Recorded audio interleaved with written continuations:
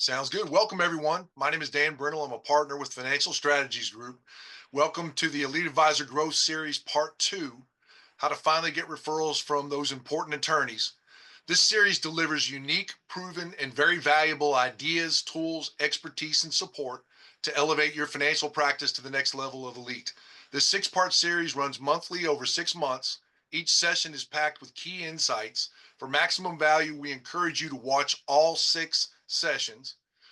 Introducing our experts today, Susan Danzig is a world-class business development coach for financial service professionals. To date, she has mentored over 1,000 financial advisors across the country. And Jim Farmer is an industry leader and a titan and founder of Financial Strategies Group. Jim is a production leader in many of the top firms in the country. Both Susan and Jim and Financial Strategies Group have worked extensively for many decades with elite advisors and firms across the country. Everything covered in this content is proven and actively used to greatly improve client financial outcomes, grow AUM from inside out, inside your book of business and beyond it, and elevate financial advisor success to the next level of elite, becoming the advisor of choice to your clients of choice. Please look on the screen at the disclaimer. This content is for educational purposes only for professionals and is not specific client financial advice. Due to high attendance, unfortunately, we cannot offer a live Q&A. However, we'll cover common advisor questions that we get throughout the content, and we highly encourage direct outreach. Our contact information is on our Zoom screens behind us. Also, the last slide, you can copy that as well with our contact information and on our websites. This is honestly the next step towards successfully implementing these strategies. Thank you for joining us. Now let's dive into the content you've been waiting for. Welcome, everybody. It's a pleasure to be here with you all today. The concepts in all 6 podcasts address how to prospect within your own book. We are excited to deliver a thought-provoking webinar today on how to finally get leads from attorneys. Anybody have that question? Like, how do I do this? We can confidently say that attorneys are, in fact, a great source of leads. You are about to learn effective strategies for approaching estate planning attorneys and establishing mutually beneficial relationships. What is simpler than asking your client to call their attorney to introduce you to support a team approach moving forward for the client? You can talk with the attorney about the client and provide a higher level of service as a result. Every client should have their attorney, CPA, and advisor working together, and oftentimes they don't. In my work with advisors, we spend time building out their strategy for win-win referral relationships with their allied professionals, including attorneys. When I implement effectively this strategy with clients, this can be a highly profitable marketing channel. As a part of this process, I coach advisors on how to successfully communicate their unique value and their unique system for delivering their services. It is our intention to provide tremendous value to you throughout the Elite Advisor Growth Series, including ideas for communication strategies with attorneys that work. So here's today's question. Why don't estate planning attorneys consistently refer clients to financial advisors? Jim, what's the missing piece? Well, first of all, I want to welcome everybody from my end and excited to be here. The easiest phone call you could ever make is calling a current attorney up, say, let's have coffee, let's have lunch, and I want to tell you what I do, and you can tell me what you do, and we'll share clients, and you might get 8 out of 10 appointment ratio on that kind of phone call. And I think we've all been there. And that's why we're having this question of why is it so special that Susan's asking. And we have that meeting. It goes really well. Everybody's professional. The financial advisor gives the attorney 2 or 3 clients, and they do their trust work and et cetera for those clients. And for some reason, we don't seem to get too many leads coming back to the financial advisor. And there's a reason for that. And the reason is not the attorney's fault. It's the financial advisor's fault. And when you start thinking about what would that attorney have to say to a client to get them to introduce them to you? And well, they call up the client and they say, hey, I have this great financial advisor that's referred me 3 really good clients, and I kind of owe them. Would you mind calling them up and moving all your money over to this financial advisor? They're a really good asset allocator, or they're a really good person. Would you mind doing that for me? And I think that's what's going on in the attorney's mind. And no attorney's going to make that phone call. And they don't know what to say. So one of the goals today is we're going to try to teach them what to say.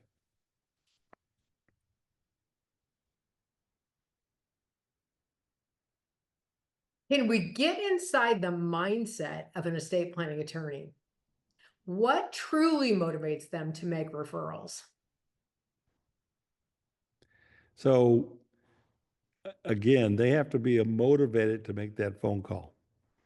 And we need to be thinking inside their head when we talk to them.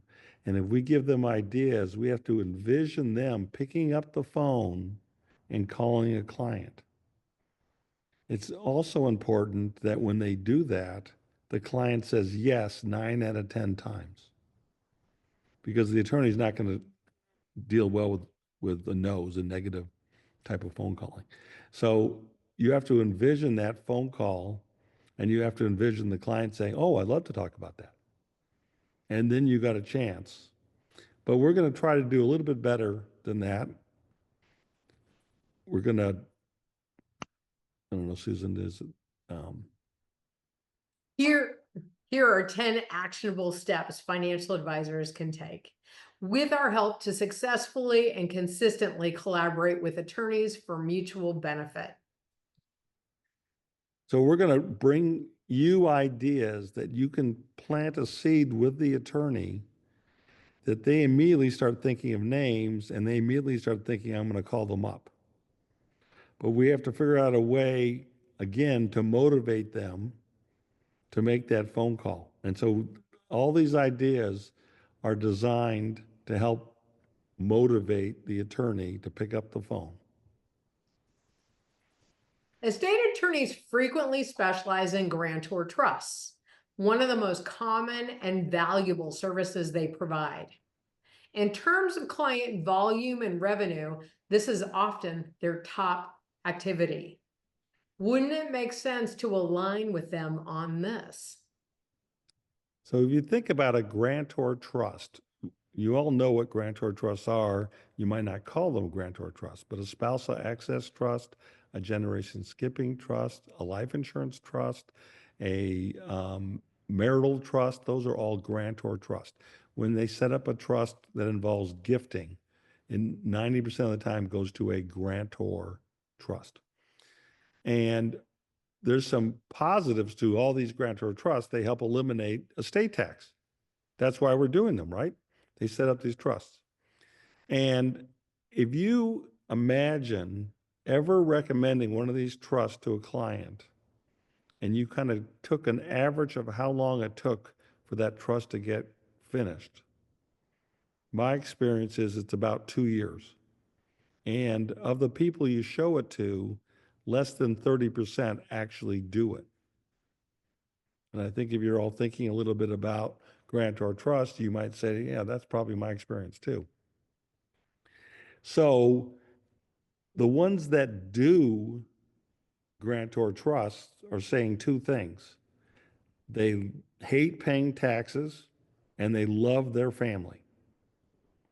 So when I look at an attorney and want to get them to introduce me to somebody, I would love to meet the people that they've already had successfully completed grantor trusts. And maybe they only have 10 or 20 of them, but they are 10 or 20 very large clients. Some of these grantor trusts have 10, 20, 30, 40, $100 million in them. And how can we get the attorney to pick up the phone to do that? Well, one of the things I said earlier is we have to make the client want to say yes. So these grantor trusts do a great job of avoiding estate tax. Who pays the income tax and capital gains tax inside of a grantor trust whenever there's an investment sold or repositioned? The answer is the grantor. All the tax goes back to the grantor who set it up. And I've actually had people tell me they pay $500,000 a year in taxes on trust they set up and already gave away. So when we distribute money to the beneficiaries, who pays the tax? The beneficiary, the trust, or the grantor? The grantor pays the tax. And when the grantor dies, does the assets inside of the trust get a step up in basis? And the answer is no, it doesn't. When you gift something, it is the cost basis of the grantor, and it does not get a step up. And if it's a generation skipping trust, it never gets a step up ever again, because some states are not forever, but a lot of states are forever. But for as long as the trust is in existence, there's no step up. So I know that clients like grantor trust, the ones that have already set it up, but they don't particularly like these three things. And most attorneys don't spend more than about a minute on each of them. And most clients don't even know the answers to some of these questions. And when so I know I want the attorney to refer us existing grantor trusts. I know that the client has a problem. And so I'm going to let Susan. Thank you. So financial advisors can help estate attorneys enhance their trust work, differentiating themselves from their competitors, adding value for their clients, and increasing their own income. Referrals naturally follow. How does life insurance fit into this equation, Jim? So the three problems I just talked about in terms of grantor has to pay the tax, the beneficiary, and no step up, all kind of negative to the grantor besides the estate tax savings. If you incorporate life insurance inside of a grantor trust, and we typically use variable life insurance, so there's high grade investments. Last time in the podcast, we talked about an institutional life insurance contract that can either be sold as an RIA version or it's a commission product, but either way, it's very low commissions, similar to a mutual fund. And the 100% of the money is available day one. It's all working, doesn't have surrender penalties, but it does have 95 different investment choices. And if we move around in the investments, who pays the tax on that? And the answer is inside the insurance, nobody, because the life insurance is a tax sheltered treatment.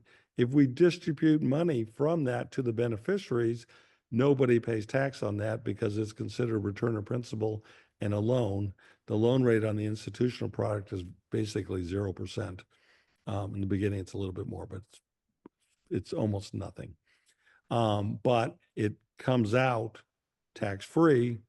And if we insure the grantor, when the grantor dies, we don't get a step up, but we get a death benefit, which is tax-free, and it's always more than the cash value. So now we've accomplished avoiding estate tax, avoiding having to pay income and capital gains tax on inside buildup, and avoid income going to the beneficiaries and being taxed, and we do get a step up. So now we've accomplished two things. One, we know what we want. We want existing grantor trusts. We think we have something that the client would want and hear about. I mean, think of the phone call the attorney's making. I have a way to stop it where you don't have to pay that $200,000 a year in tax every year. What client's going to go, oh, I'm not interested. I don't want to talk about that. It's an easy phone call for that attorney to make. And we're halfway there. But I'm gonna bring up one more point. So believe it or not, I've shown this to so many attorneys, I start to see a trend. And the trend was they said, well, how do I make money on this? Why do I care? Which is a little interesting because, we're trying to help the client and they say, why do I care? But they're not making any money on it. So we figured out that if you can show them how to help the client, how to have a clear message of what they're going to say, and they can make new money on existing grantor trusts, sometimes more than they made in the beginning, they're going to be really motivated to give us clients. And that's where we're heading here. So why is client privacy such a powerful and often overlooked solution and benefit in this equation? So we're dealing with wealthy clients, and depending on where you live, but the best example I could give you is a smaller town with 1,000 people in it.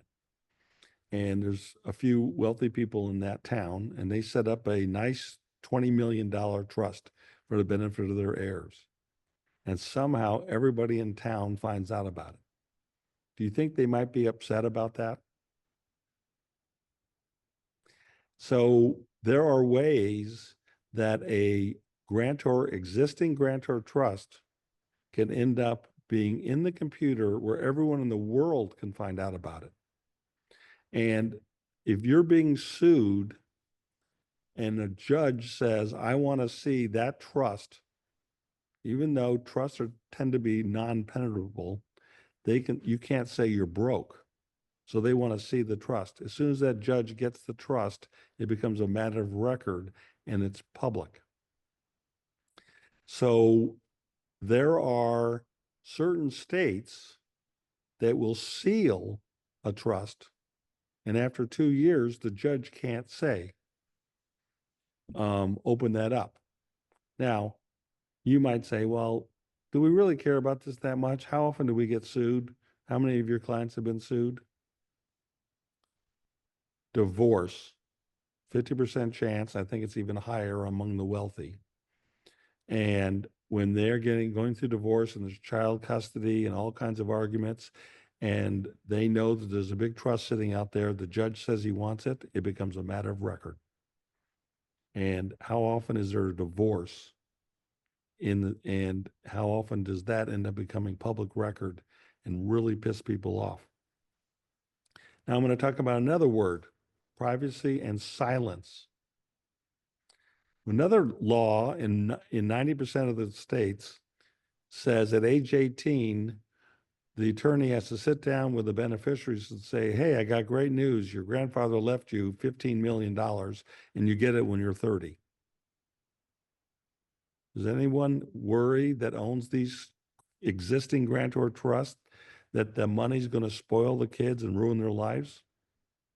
Do you think telling an 18-year-old right before they go to college that they're going to get $15 million is going to help motivate them to study hard? Do you think they might goof off more, not get a good job, and wait till they're 30 and maybe ruin their lives? Well, that's the way most of the states are at age 18. You have to tell them what's going on. And when they're 30, you have to tell them all the money that's in the trust. So certain states like South Dakota, Wyoming, Nevada, Delaware have different rules. They seal the account after 2 years. They do not have the age 18 rule where you do not have to tell them at age 18. And when they turn 30, you don't even have to tell them how much money they have. You can just start sending them checks. Much more private, much more silent. So now if you incorporate a existing grantor trust with the life insurance inside the trust and we distribute money, it does not show up on their tax return. It's silent as well. There's no reason the judge even knows there's a trust out there. Nothing shows up on anyone's tax return. So you create a silent trust, but you might have to move the trust, the existing trust, to a different state. That's changing the situs of a trust. Now, that means the attorney gets to redraft the whole thing and to get a whole new $5, $10, $20,000 bill. And you're going to remember, we're trying to motivate the attorney to refer us to existing trusts. How many of your existing trusts do they worry about spoiling the kids and divorces and things that could create it to be public record? And would they prefer to have one that's sealed and private? And my experience is most people with existing trusts would gladly pay another 15,000 in fees to have all those problems not happen. Blended families play a major role in estate planning and wealth transfer today. Shouldn't trust strategies reflect this reality? How can we help improve solutions to assist with this growing need? So there's another existing grantor trust and existing trusts out there, but there's a majority or a large percentage of the grantors potentially have second marriages. And so the attorney could run through the grantor trust they already have in their mind and then come up with, oh, I know 5 people that have second marriages. And those second marriages usually have a prenup agreement. And the grantor is looking for to leave as much of their money. I don't know if it's a man or a woman because the grantor could be either, but leaving as much as their money down to their family and their bloodline, most likely their children. But they obviously in a divorce don't want much more than the prenuptial agreement to go to the spouse. But if the grantor dies, that spouse didn't do anything wrong, and they probably want to take care of the spouse as well. So it creates a conflict. They want to take care of the spouse, but they also want to have all their money go down to their children. So if we have an existing grantor trust and we utilize the life insurance concept by improving all the tax breaks inside that trust, no one even talks about the life insurance. So we can create an endorsement split dollar arrangement.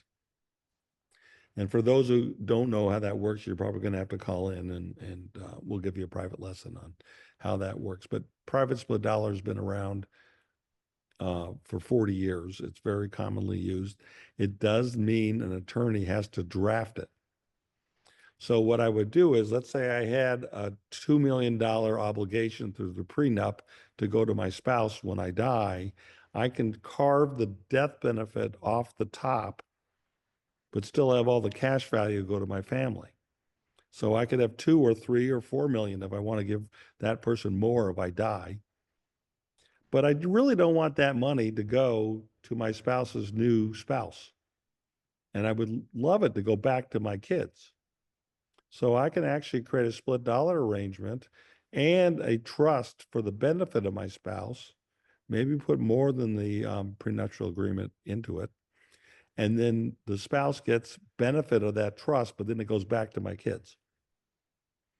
That means the attorney has to set up a split dollar arrangement.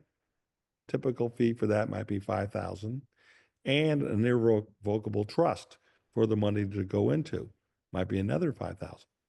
So now I've created legal work and made that existing trust more tax efficient, getting a step up, and taking care of my spouse so my kids still get all the money. I'm getting more and more reasons why the existing grantors would love this, and more, oh, I know one like that. I know one like that. Oh, I get $10,000 of fees. I'm going to make that call kind of approach. By offering unique and highly valuable solutions for modern family structures like second marriages and blended families, you create new opportunities for attorneys. More trust work, deeper relationships with multiple family members, and a stronger connection between financial advisors and estate planning attorneys. It's easy to see how everyone benefits. So this bloodline, why are we talking about bloodline? 99% of grantor trusts leave the money following per stirpes, the bloodline. And they do that because they don't want to have their hard-earned money going to somebody who's divorcing somebody in the family, or to a spouse that might get remarried and then the money disappears in different directions. They want to keep it going down that bloodline. So if you think of the grantor and maybe that new wife, and we just set some trust up, but now go down to the next level. And let's say we have 3 children and all 3 children are married and one of the children dies. Where does the money go? It goes to their children. The wife gets cut out. What happens if 10 or 15 years from now, the family has become used to living off of a large amount of money off of a trust? And then the beneficiary dies, and all of a sudden the spouse gets cut out, and all the money that they're used to using for their lifestyle disappears. It can really create a problem in the family. So the grantor has every right to say, follow the bloodline. But if we can utilize that split dollar arrangement, but this time have it set up where one of the children die, the spouse's child is the child's spouse is taken care of through the split dollar arrangement. And we can set up a trust so that money goes back to the kids when that spouse dies and doesn't go to a future family member or their children. So at the end of the day, again, that would be 3 separate split dollar arrangements for the attorney to draft and 3 separate irrevocable trusts. That literally could be 20 to 30,000 in legal fees that the attorney would get to do by saying, hey, I have an idea on how we can protect those spouses that are going to be cut out, but still have it all end up in the family. And we can put any rules we want into it. Are you interested in that?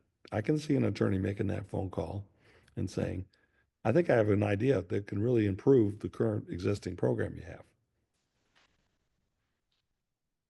This approach isn't just about collaboration. It's also a powerful prospecting and referral tool, as Jim was alluding to. Although it also is about supporting the integrity of the family unit. High net worth clients and families value these solutions, creating long-term relationships between advisors, attorneys, and their clients. Yeah. And so we starting at the top of the generational grandma, grandpa, or mom and dad, and then the kids. And those kids sometimes marry and have second marriages and end up a Brady Bunch where there's 2 or 3 kids on this side and 2 or 3 on that side.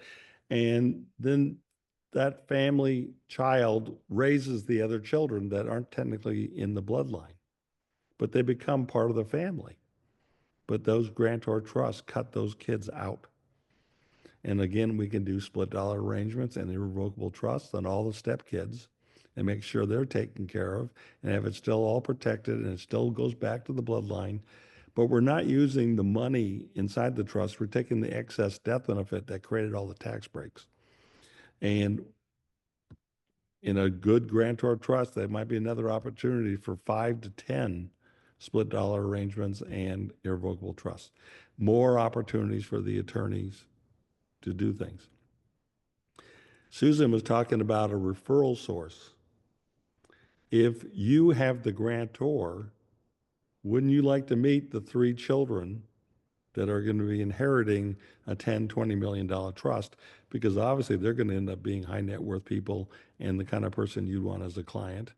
And if you're dealing with the second generation, wouldn't you like to meet the parents that set up the grantor trust and the brothers and sisters that also got the grantor trust? So any existing grantor trust gives you an opportunity to try to meet 3 or 4 potential clients, all that could end up being in your top 10 or 15%. So it's a great way for you to get referrals inside of these kind of trusts. Plus, people who have large grantor trust and are beneficiaries of large grantor trust tend to hang around with other people that have large grantor trust, and it's the kind of thing that you can all kinds of ways to get referrals. This strategy strengthens attorney-advisor referral relationships.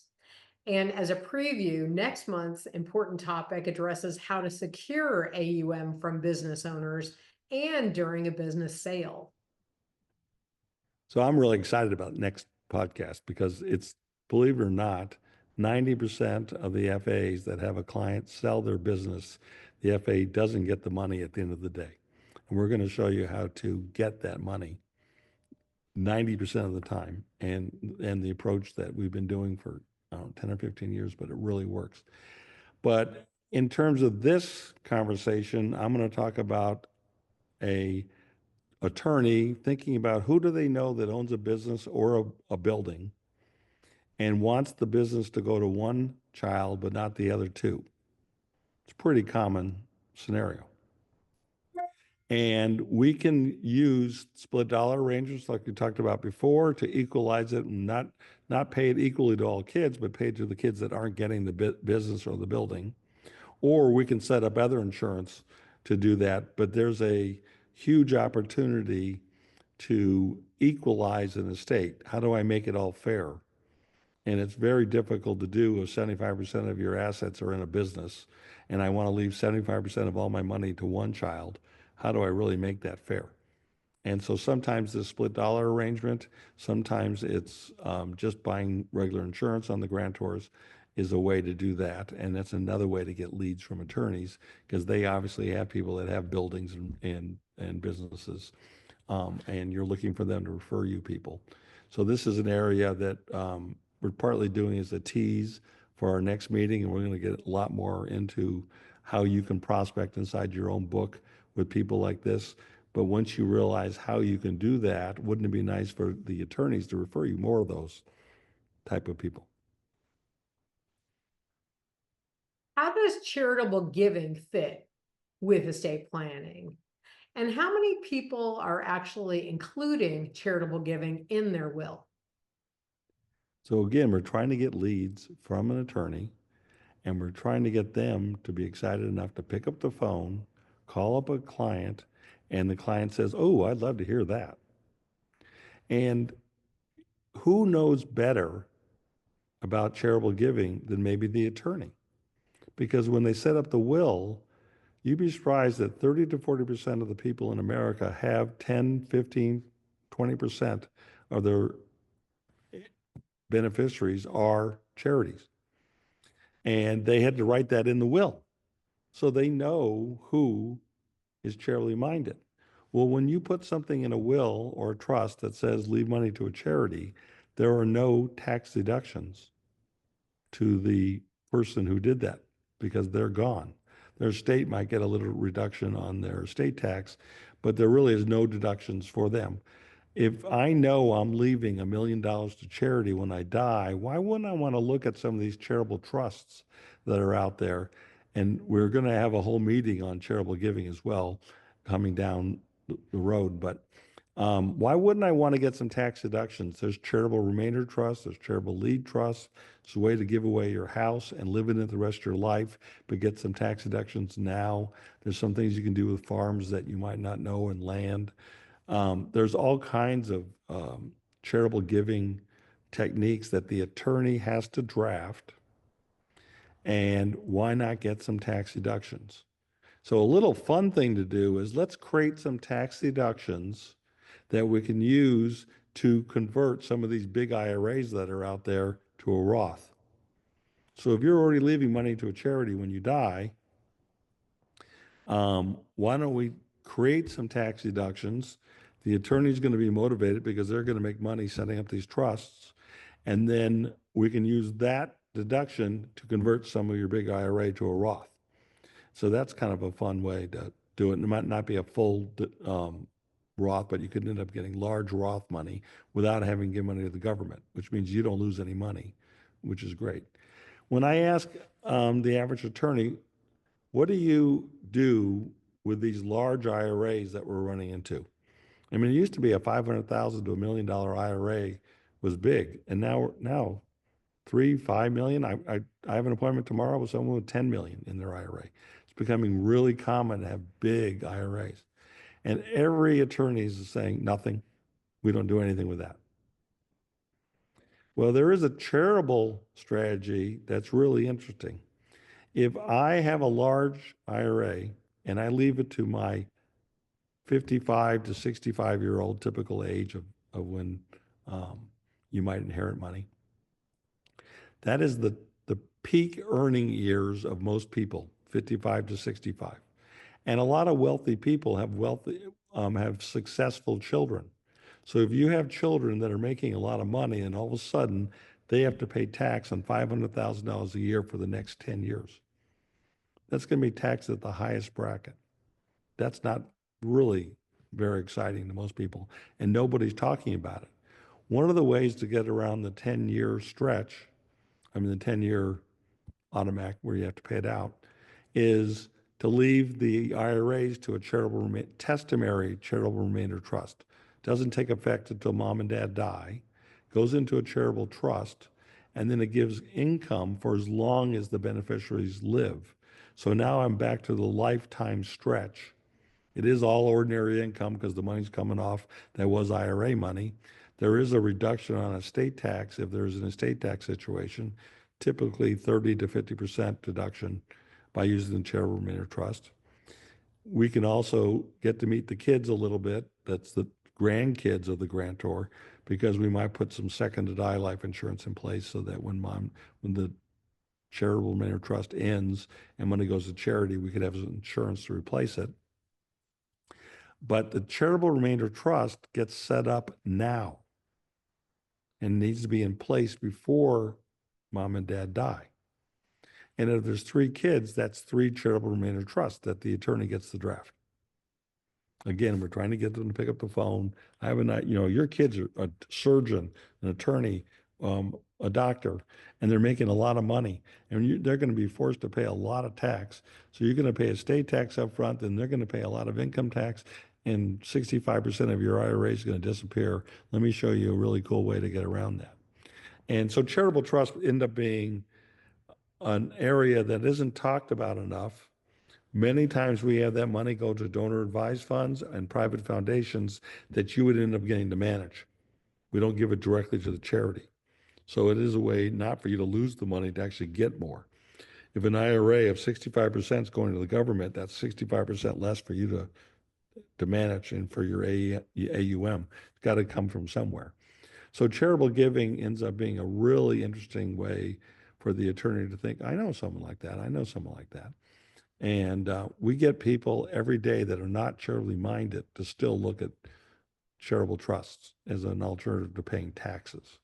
And the charity part's just on the side. Then we have other people that are very charitably minded. And then we focus it on that as well. But it definitely is an opportunity for a lot of trust work that the attorney just didn't even think of. And it's a way for us to help the attorney, again, refer us clients. Introducing transformative strategies that promise to be game changers is just the first step.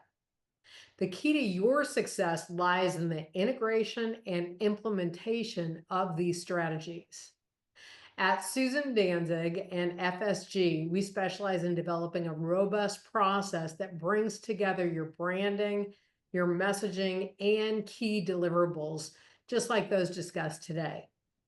This ensures that everything works together effectively and efficiently.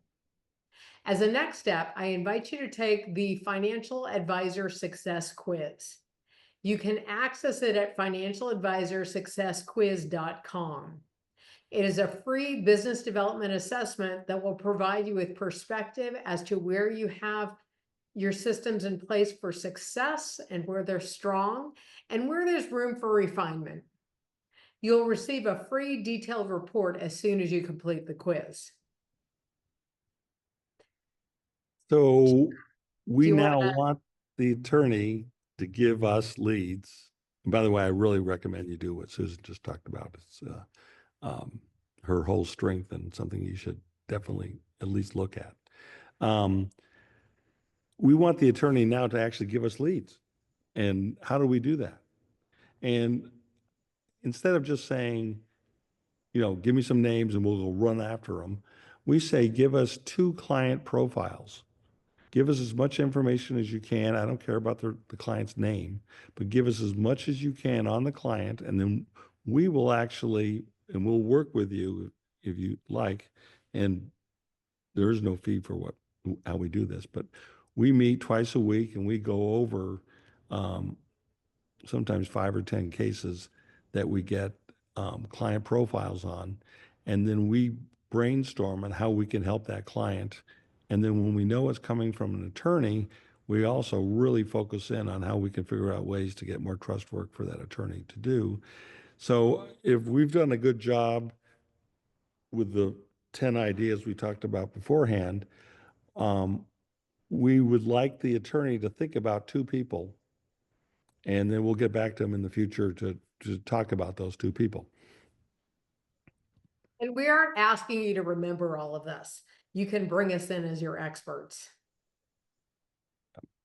And believe it or not, I can't tell how many times I've given this talk to attorneys, and then they call a couple days later and they go, I got a person, I got 2, just like you asked. And the net worth on these clients are crazy. I mean, 10 million is low.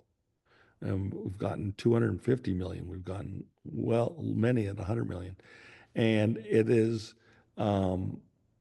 amazing how we sit down, brainstorm about it, and we try to do a good job. And then we try to do a really good job with the client. And then we get more because the attorney goes, oh, that worked out great. He got me 4 trusts. I did really well. I look like a hero to my client. That's a win. Here's 3 more. And all of a sudden, you're their person. And that is what we're trying to do here. So I'm going to lead it off to Dan to close it up. No, I would just say, please allow us to help you connect the dots. Like Susan was saying, this is something that you don't have to do the heavy lifting on. We can help you with the process, but it's very important to build the relationship properly with the attorneys. They're connected to a lot of high net worth clients. And this process serves the client. It serves the attorney financial advisor relationship, and it works. This is something we do actively week in and week out, and it produces great results for everybody involved. So with that, again, teaser for next month. We're looking forward to the next session. A lot more to come. We're excited about the content and what we're going to bring in the future as well. Please attend all these, and we would ask you as an action item. Here's our contact information. Take a screenshot. We're going to provide the recording as well to everybody, so you can come right here to where you can contact us. And like Susan mentioned, that financial advisor success quiz is a free quiz to take, and it's a very valuable information tool for you, the financial advisor. So thank you all. We really appreciate it. Have a great afternoon, and we look forward to your joining our next session.